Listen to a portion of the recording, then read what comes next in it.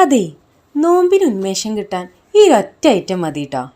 അപ്പോൾ ഇത് ഞാൻ തണ്ണിമത്തൻ അഥവാ നമ്മുടെ വത്തക്ക ഇതുപോലെ കട്ട് പീസ് ആക്കിയിട്ട് മിക്സഡ് ജാറിലേക്ക് ഇട്ട് കൊടുത്തിട്ടുണ്ട്.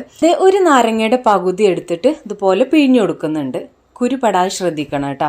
അപ്പോൾ നോമ്പിനൊക്കെ നമുക്ക് അത്യാവശ്യം വെള്ളം വേണ്ടി വരുമല്ലോ, അതുകൊണ്ട് തന്നെ നമുക്ക് ഒരു നാരങ്ങ ഫുള്ള് പിഴിഞ്ഞെടുക്കാം കേട്ടോ.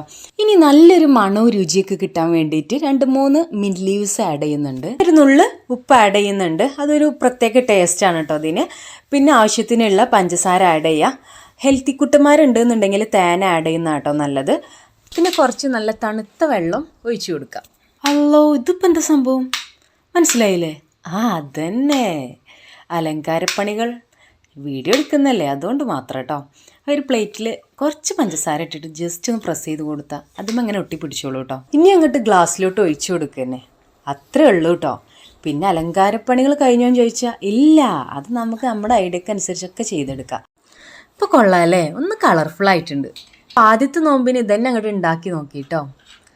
അപ്പോൾ സേവ് ചെയ്ത് വെച്ചോ, ട്രൈ ആക്കിക്കോ. അപ്പോൾ ഓക്കെ, ടാറ്റ ബൈ ബൈ.